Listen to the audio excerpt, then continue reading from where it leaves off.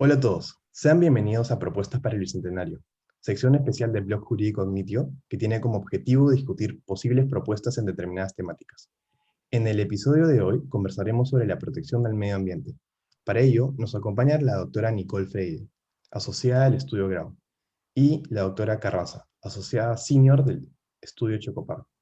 La primera pregunta: ¿qué oportunidades de mejora encuentran para el desarrollo de las actividades mineras y petroleras respecto a sus estándares ambientales? Para ello le doy la palabra a la doctora Alexandra Carranza. Gracias. Me parece que podemos abordar esta pregunta desde dos perspectivas. La primera, desde una perspectiva regulatoria, es decir, si los estándares ambientales existentes son suficientes, son adecuados, etc. Y una segunda perspectiva, que es la del cumplimiento de los estándares que ya existen, que sería por el lado un poco más práctico.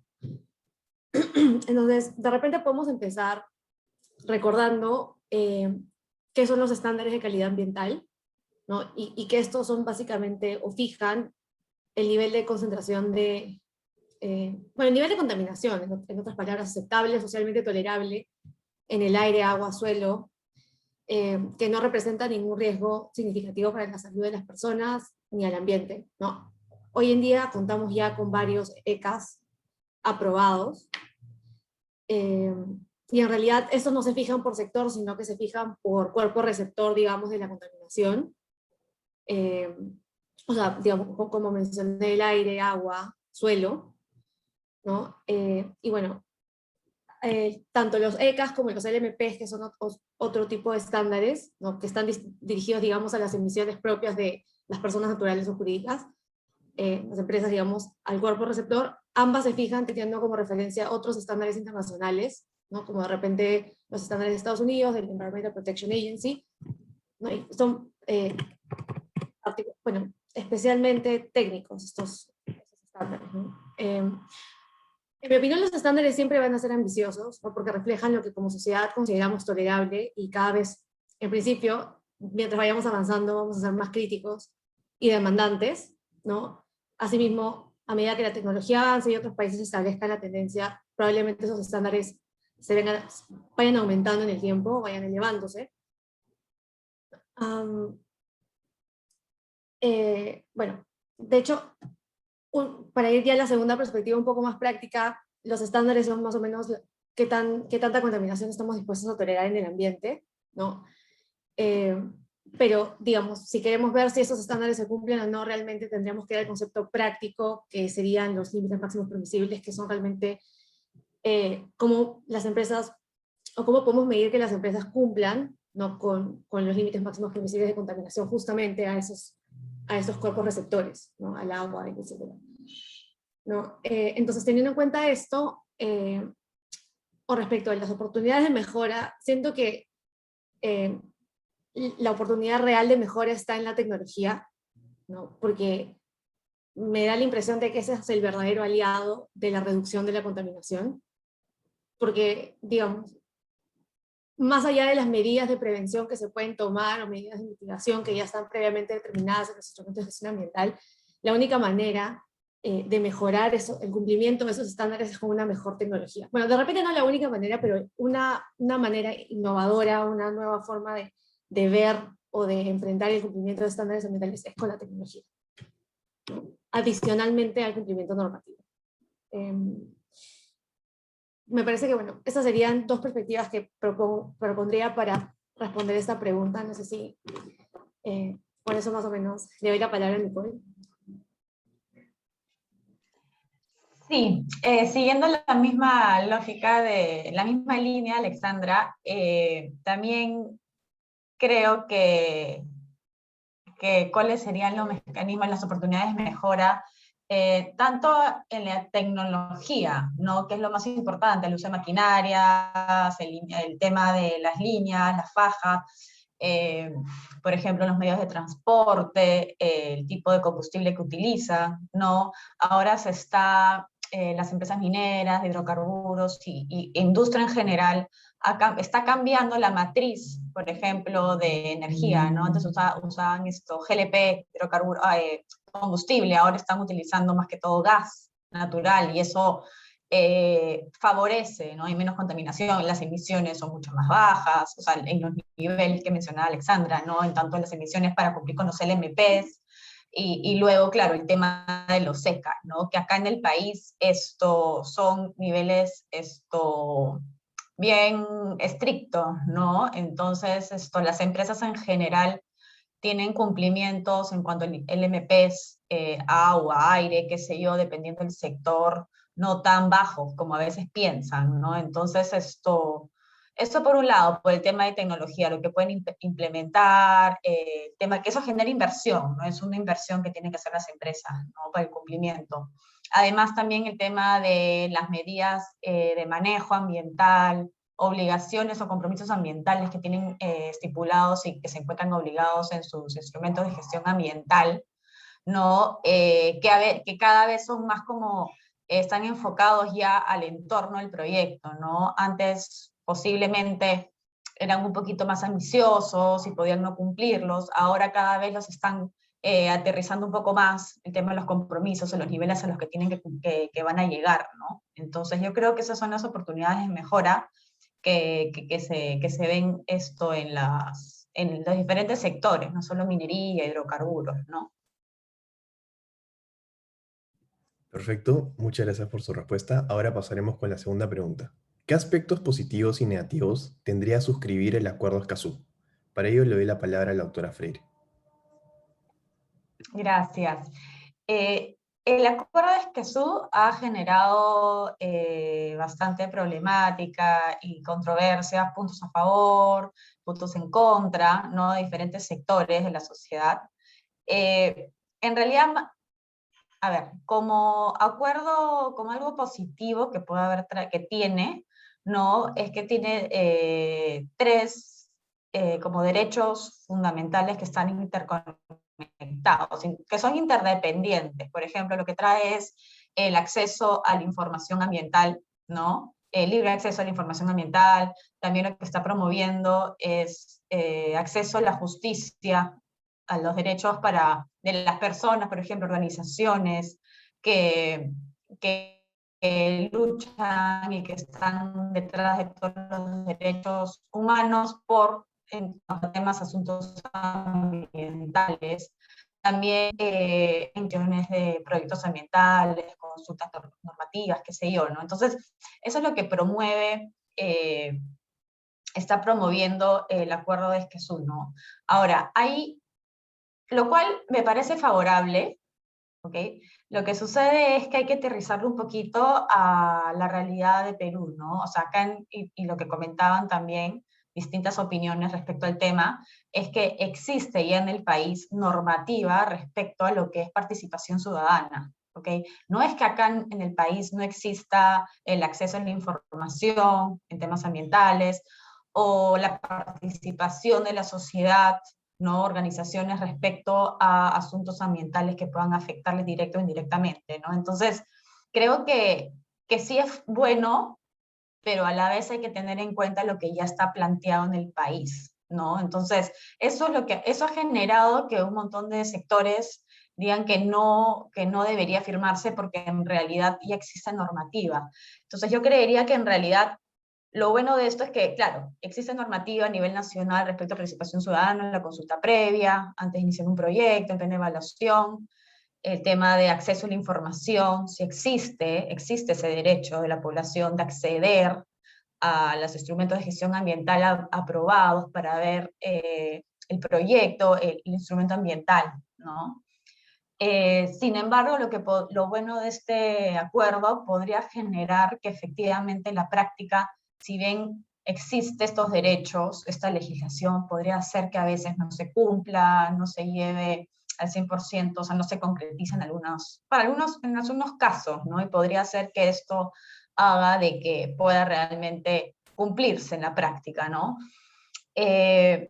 Algo que sí se debería tener en cuenta, y no es que esté en desacuerdo con el acuerdo, sino, en desacuerdo con el acuerdo, sino más bien esto podría ser un tema para pensarlo, repensar, ¿no? Es el tema que he leído bastante, que comentan como un punto negativo del acuerdo, que podría dar lugar a que, que el acceso a la información o la participación sea un poquito más, que dependa un poco más de lo que decían las personas, ¿no? O sea, el proyecto, si bien la participación ciudadana no es vinculante, podría ser que en este caso sí, ¿no? Entonces ahí como que se está como que mezclando conceptos y podría dar lugar, pensarse que podría suceder eso. Y eso podría hacer que los permisos, todo el tema de los plazos, pueda demorar un poco más, ¿no? Y la inversión, o sea, los proyectos de inversión puedan tardar un poco más en temas de permisología, ¿no? Igual eso no quiere decir que lo que vaya a suceder es eso, sino que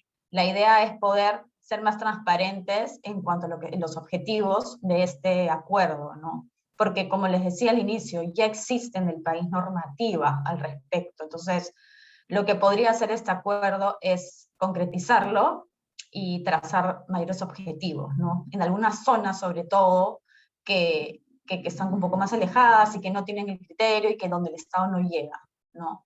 Eso podría ser un punto.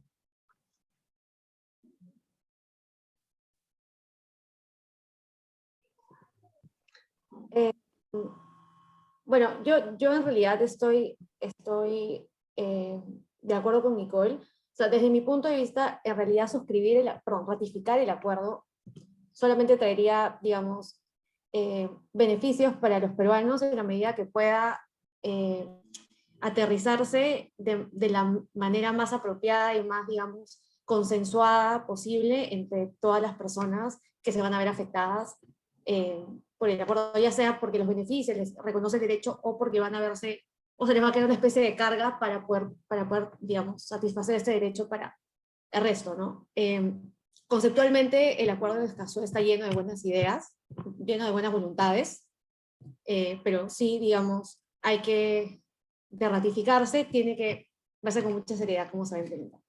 Porque, digamos, es cierto que una de las críticas es el tema de que ya existe reconocimiento normativo nacional de estos derechos, pero bueno, digamos que ese no es necesariamente un impedimento o la crítica, digamos, más fuerte, porque, claro, digamos, en realidad no habría ningún efecto negativo con suscribir un acuerdo que reconoce algo que tu país, digamos, ya reconoce. Digamos como que en términos de consecuencias, ¿no? Porque ya está hecho, en todo caso es una confirmación de voluntad. Pero, digamos, para complementar con las críticas, también se habla de la pérdida de soberanía del Perú sobre su territorio, recursos naturales, que en verdad es un mito, como varios otros mitos que se han generado alrededor de este acuerdo, ¿no? Porque en realidad Perú ya suscribió este acuerdo. Para hacerlo hubo una serie de negociaciones, no es que se les esté imponiendo, se nos esté imponiendo algún tipo de obligación o estándar o disposición, ¿no? Y además claramente suscribir el acuerdo no va a hacer que Perú pierda el control o la administración sobre los recursos o el territorio, ¿no? No habría nada que no tenga consentimiento del país desde ya de lo negociado. Y bueno, en el futuro igual nosotros tenemos que reconocer o, digamos, aterrizar ese acuerdo en normas concretas, ¿no? Una de las cosas positivas que de repente sería bueno resaltar es poder contar con un reconocimiento expreso del principio de no regresión, del principio de progresividad, que son, digamos, principios que sí están de cierta forma reconocidos a nivel internacional, pero que sería bueno nosotros incluirlos en nuestra propia normativa, porque son, digamos, necesarios para el entendimiento de la aplicación de los estándares de calidad ambiental, estándares en general. No regresión, no retrocedamos, no flexibilicemos nuestros estándares. Y por el lado de la progresividad es aplicar estándares de manera progresiva, racional en el tiempo, razonable, perdón. Otro aspecto positivo que creo que vale la pena resaltar es el tema de la inclusión a la protección efectiva de los defensores de los derechos humanos en temas ambientales, que también ha sido mencionado recientemente, al menos en los medios de comunicación, a raíz de los asesinatos que han ocurrido en la selva. Y me parece que sí es importante garantizar ese entorno seguro, propicio, que las personas puedan promover y defender los derechos humanos en temas ambientales, ¿no? Sin amenazas, sin restricciones, sin inseguridades.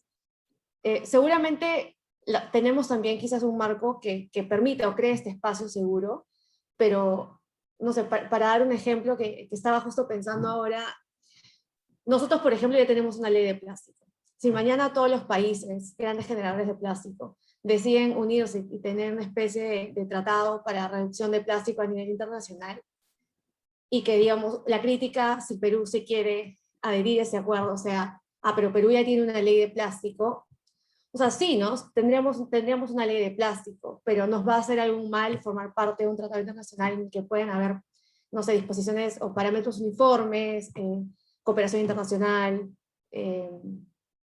no sé, y una serie de cosas que te puede dar estar en una comunidad. Sería discutible que ese sea necesariamente un aspecto negativo, ¿no?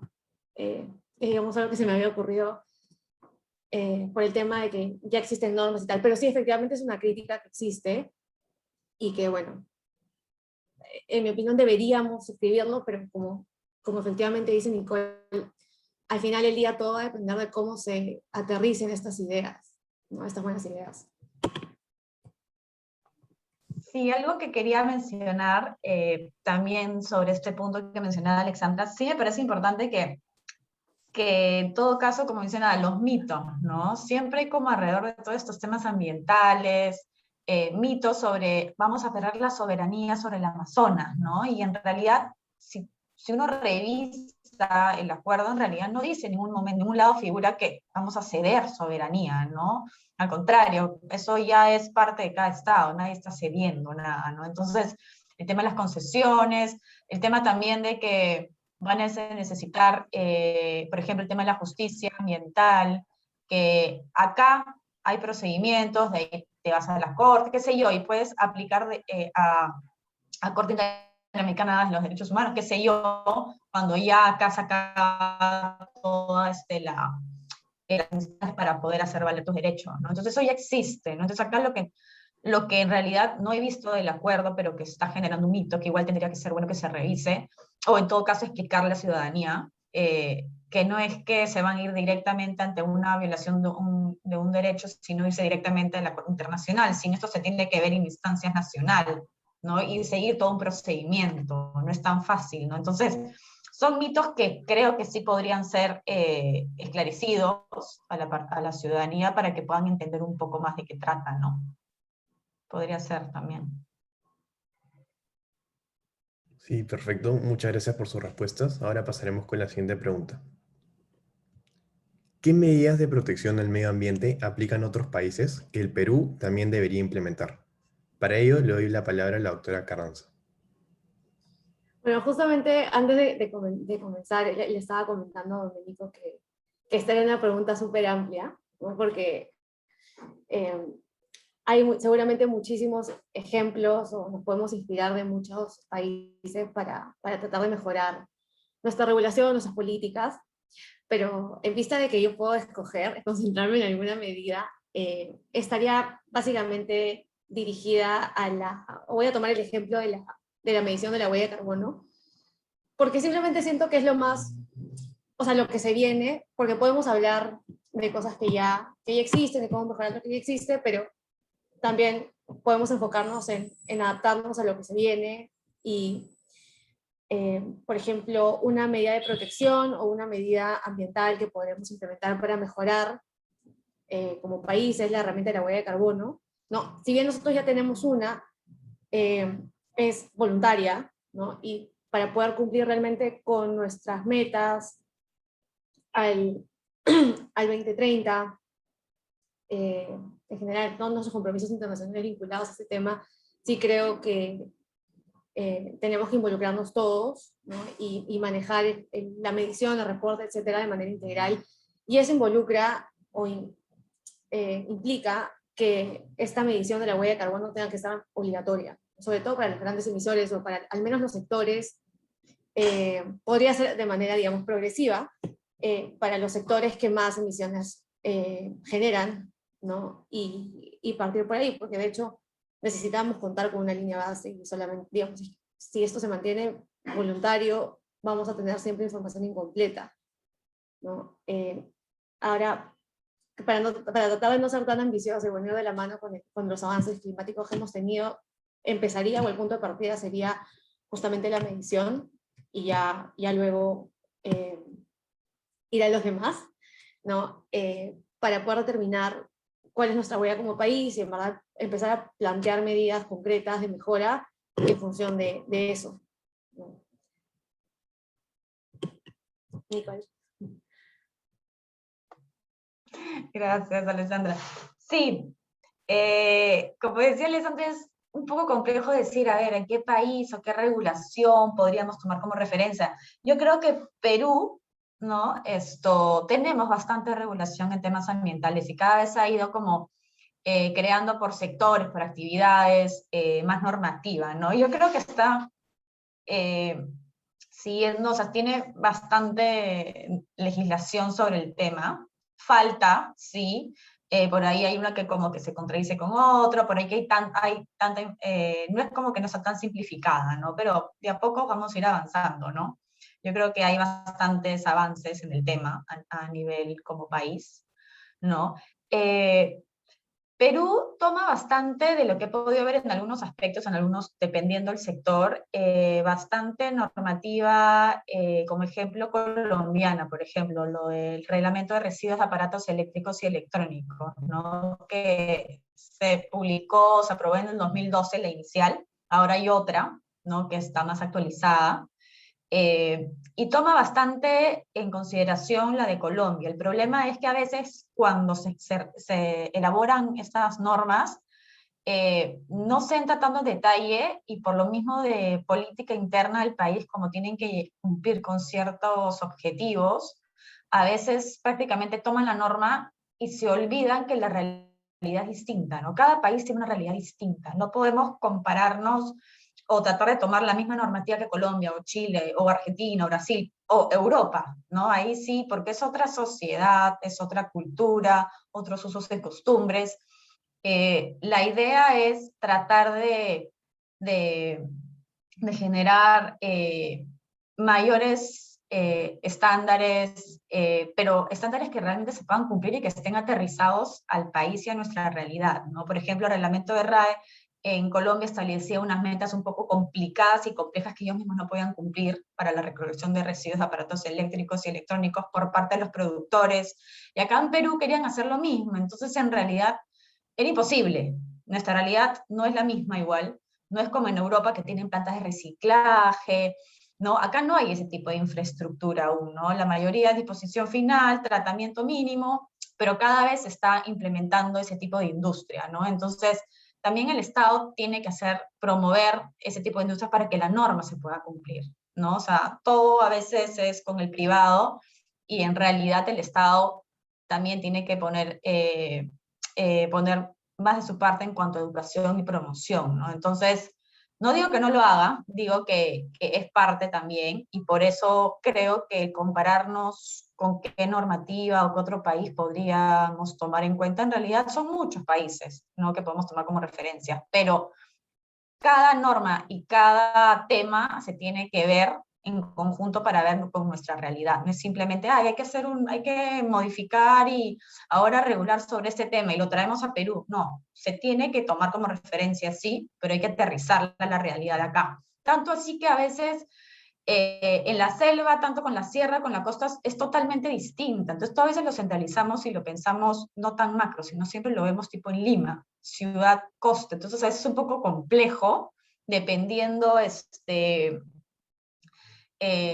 la demografía y todo, ¿no? Entonces, a veces las normas están muy centralizadas y al interior del país no las van a poder cumplir, no llega. O el privado en el lugar donde se encuentre es imposible el cumplimiento y entonces tienes esas posiciones de supervisiones, fiscalizaciones, entonces hay como que un poco de este conflicto, ¿no?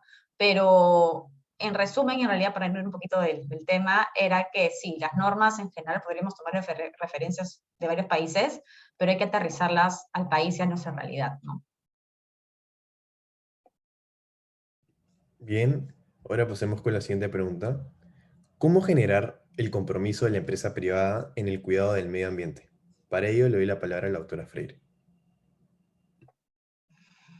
Mira, yo creo que con los años las empresas cada vez han empezado a tomar más conciencia el tema del cuidado del medio ambiente, ¿no? Han empezado a generar políticas internas, no solamente por la reglamentación que ha ido aumentando y van teniendo las obligaciones impuestas, pero ya están generando esta conciencia interna del cuidado del medio ambiente, ¿no? También por el tema de la sociedad, ¿no? Que tienen el entorno del proyecto, la actividad, ¿no? Entonces, ha ido mejorando. ¿Y cuáles podrían ser las actividades o prácticas? Por ejemplo, hay bastantes empresas que, no porque se las impone la norma, sino porque tienen estándares un poquito más rigurosos y altos que la propia normativa, ¿no? Sobre todo las empresas transnacionales, ¿no? Entonces traen ese ejemplo a veces acá, y eso es bueno porque, por ejemplo, en algunos casos que he podido trabajar con ellos en distintas empresas, en vez de verter el agua tratada al desagüe, a un cuerpo natural de agua, reusan, ¿no? Entonces, esa calidad del agua es a veces superior, o sea, es buena. Entonces, ¿para qué lanzarla al desagüe o al río si pueden reutilizarla? Por ejemplo, en Lima, que es cercado, lo que normalmente algunas empresas hacen es, se la donan a la municipalidad para reuso de agua en riego de parques y jardines, ¿no? En vez de estar utilizando agua para regar, ¿no? Que en realidad la escasez del agua es un tema también prioritario que hay que tener en cuenta, es esto, sí se puede hacer con un reuso de agua, ¿no? Esto yo creo que es súper, ¿no? Y favorece, no va al desagüe, pero va a este riego de parques y jardines, ¿no? Y claro, las empresas tienen ese tipo de políticas, algunas, otras, por ejemplo, el tema de residuos, también todo lo que es reaprovechamiento, otros con lo de la ley de plásticos, el tipo de material de descarte, que son como que, no facilidades, sino como más que incentivos, son esa nueva regulación de residuos sólidos y su reglamento tiene como objetivo promover la valorización antes que la disposición final de los residuos, ¿no? Entonces esto también las empresas están apostando por tener generación de residuos casi cero, ¿no? En algún momento, ¿no? Entonces, más que disponer, ver si se puede realizar para reciclaje, para exportarlo, dependiendo, ¿no? La industria a la que vaya, ¿no? También el tema de la economía circular, creo que eso se está ya generando bastante, generando bastante concientización para las empresas, para aplicarlas dentro de su organización, ¿no?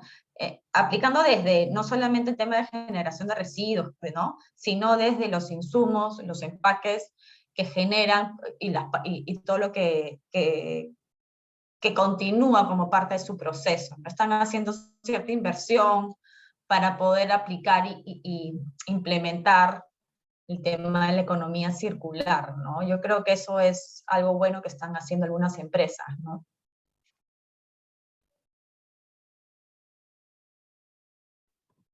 Sí, yo estoy súper de acuerdo, esos son unos súper ejemplos de tipo de compromiso, de que también, bueno, la mayoría de estas empresas que implementan o que ponen a práctica esos compromisos son transnacionales que vienen ya con un chip distinto, ¿no? Porque claro, siempre estamos predispuestos a pensar que tiene que haber una especie de norma que nos obligue a actuar o no actuar de determinada manera, ¿no? Que sea la que genere el compromiso.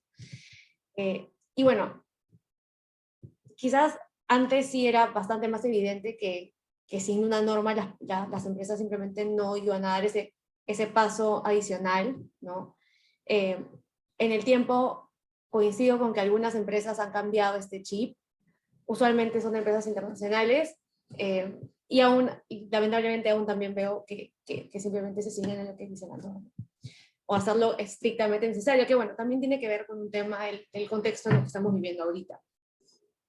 Pero en la práctica, finalmente, esta generación de compromiso, al menos de manera adicional a las normas, realmente recae en el mercado mismo, ¿no? En el inversionista, en tu cliente, en general tus stakeholders, sus expectativas, sus demandas, las tendencias, ¿no? Estos son factores que en la práctica creo pueden generar realmente el cambio de actitud en la empresa, ¿no? Tanto a nivel ambiental como a nivel social.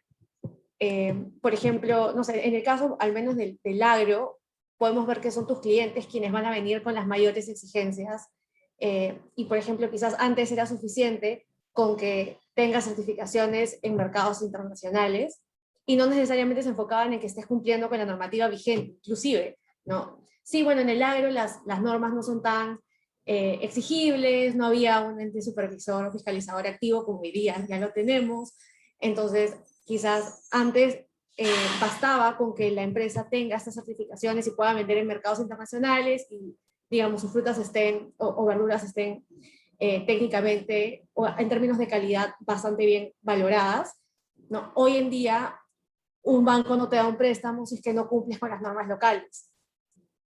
Y el compromiso es quizás a la inversa, porque mientras tienes certificaciones que dicen que todo tu proceso agrícola, tu proceso industrial está súper bien, si no cumples con la normativa que en realidad tiene estándares menores, no te dan el préstamo. ¿No? Por dar un ejemplo. Quizás como medidas adicionales de ya, digamos, compromisos propios de las empresas, ya que estamos hablando del agro, por ejemplo, podríamos citar estos certificados azules, ¿no? Que te da es un reconocimiento que te da la ANA, que está reconocido por la norma, pero digamos que es un paso adicional porque básicamente lo que significa es que el usuario del agua es eficiente con el uso del agua, ¿no? Y bueno, participa en estos programas para reducir la huella hídrica, para medir la huella hídrica, que también es un adicional, más allá de que está reconocido en la norma, no todas las empresas necesariamente, no necesariamente todas las empresas que usan agua, que básicamente son casi todas, pero imaginemos en el agro, que es un poco más intenso el consumo, están o participan de esto. Entonces, finalmente sí se vuelve un compromiso adicional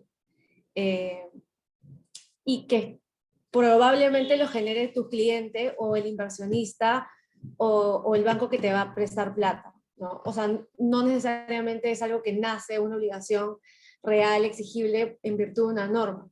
Pero bueno, si finalmente, yendo a la pregunta, usualmente la generación del compromiso parte del mercado de inversionistas, clientes, etc.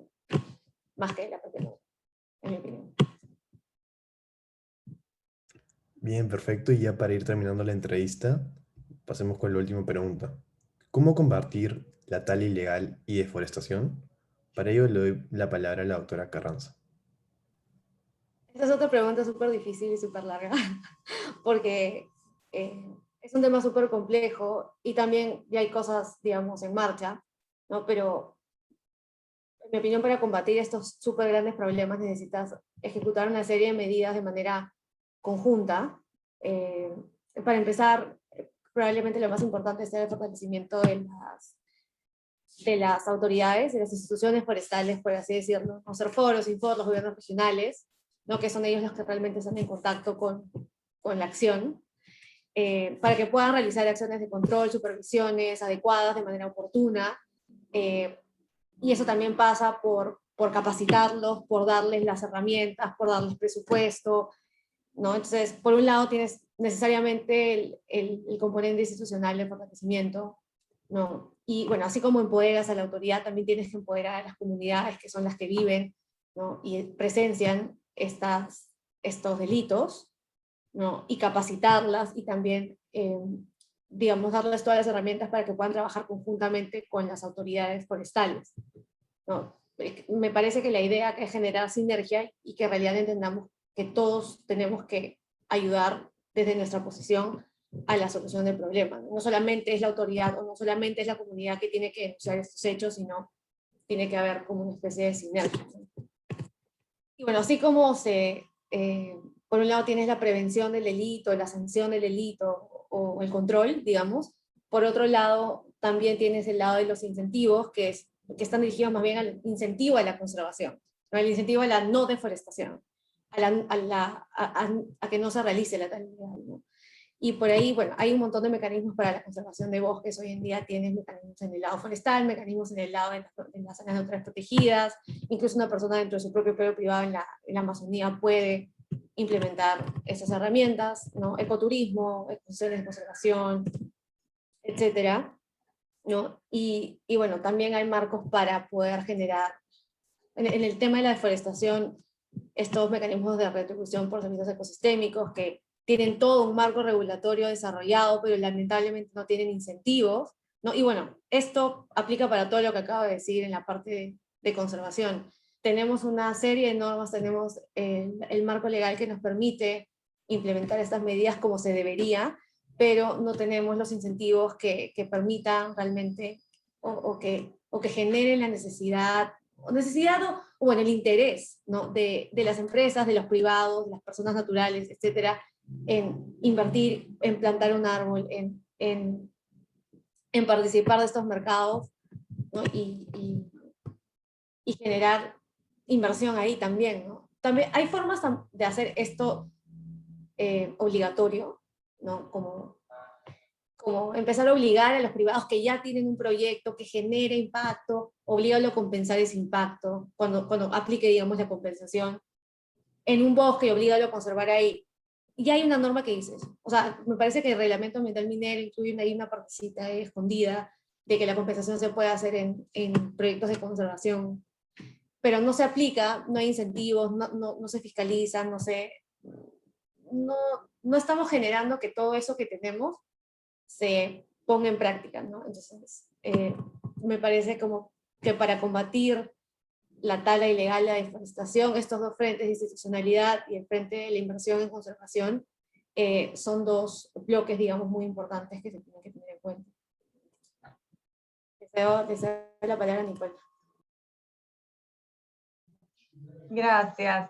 Sí, prácticamente, o sea, voy totalmente en línea lo que dice Alessandra. Es un tema también de institucionalidad, ¿no? De presencia del gobierno en todas estas zonas, sobre todo en la zona de la selva, ¿no? Que más que todo por un tema también de necesidad, de actividad, por desconocimiento, o porque es lo que les da de comer, ¿no? Desarrollan todo el tema de la deforestación para el desarrollo de proyectos agropecuarios, ¿no? Que esto es lo que genera prácticamente la deforestación, ¿no? Entonces, hay ya regulación sobre el tema, como decía Alessandra, hay que asentarlo, ¿no? No hay incentivos, hay que generar más incentivos, educar, capacitar a las personas en la selva, en diferentes zonas, enseñarles. Por ejemplo, hay planes en el Ministerio del Ambiente, hay un plan objetivo que ha sido aprobado recientemente, o el año pasado, por el CERFOR, respecto para combatir la deforestación, ¿no? Pero son políticas y todo todavía está en temas más macro, ¿no? La idea es cómo aterrizarlo. Y también depende mucho de, por ejemplo, cómo sacarle provecho en el bosque, por ejemplo, lo que mencionó Alessandra, de todo el tema de servicios ecosistémicos, ¿no? También ver cómo se le incentiva a las personas que tienen una parcela, un pedazo de bosque, y que claro, prácticamente ellos van a decir, ¿qué voy a vivir o sea, sembrar para conservar? Pero yo necesito sobrevivir, necesito alimento, ¿qué puedo hacer? Enseñarles también que puedes generar desarrollo agropecuario, económico, sostenible, pero a la que a vez puedan tener que sea económicamente rentable, ¿no? Porque es la realidad, la gente necesita comer, necesita trabajar, entonces solamente conservar, que es muy importante, no va a generar que estas personas realmente digan, no, sí, vamos a conservar y claro, no voy a tener de dónde trabajar, ¿no? Entonces hay que equilibrar ambas cosas y en todo caso promover, ¿no? Normativa hay, sí, hay planes, hay objetivos a nivel país, pero hay que aterrizar eso un poco más, hay que promoverlo más, ¿no? Claro, estamos en una coyuntura un poco complicada desde el año pasado, ahora más, entonces esto creo que es un tema ya más institucional que tienen que ir generando de a pocos con los gobiernos regionales, con gobiernos locales, capacitaciones, hay inversión de Suiza, de Alemania, para hacer proyectos sobre el tema, ¿no? Entonces, hay objetivos, proyectos, ¿no? La idea es plasmarlos y ejecutarlos, ¿no? Por ejemplo, también lo que mencionaba, porque claro, está el delito para la deforestación, es todo lo que es el delito de la tala ilegal, ¿qué más? O sea, el tema de captura ilegal de flora y fauna, ¿no? Pero hay como un quinto, otro delito más que está como que en abstracto, que es lo que se está generando, es el tráfico ilegal de terrenos, ¿no? De propiedad. Entonces invaden, de ahí hacen parcelas, y de ahí la gente vive, se lo dan a otra persona, lo venden, y esa persona en realidad no va a desarrollar algún tipo de forestación, o promover o conservar el bosque, sino va a talar, lo más probable, va a sembrar, ¿no? Y entonces eso es lo que va a generar que haya más deforestación, ¿no? El tema de zonificación todavía no está al 100% zonificado de manera forestal el territorio, ¿no? O sea, y hay que, en todo caso, ver exactamente qué producción forestal hay en cada zona, ¿no? En cada región, porque es distinto lo que hay en la selva con lo que hay en la costa. No hay que hacer ese tipo de análisis para ver qué se puede promover en cada región, ¿no? Qué es lo que necesitan, ¿no? Y qué se les puede aportar, ¿no? También sería interesante ver el tema de reforestación en la sierra y en la costa, con desarrollo agropecuario para evitar tanta migración a la selva, ¿no? Puede ser uno, que es parte de los objetivos que tiene este plan, ¿no? Pero la idea es concretizarlo, ¿no? Creo que más o menos es, en resumen, lo que yo creo que podría ser, ¿no? Perfecto, con eso damos por concluida la entrevista. Muchísimas gracias, doctora Carranza y doctora Freire, por aceptar la invitación para colaborar con Agnitio. En verdad, ha sido una entrevista muy amena. Considero que lo que han mencionado nos va a ayudar mucho a los estudiantes y a todas las personas interesadas en la protección del medio ambiente. Así que con eso termina la entrevista. Muchas gracias. Gracias. Gracias.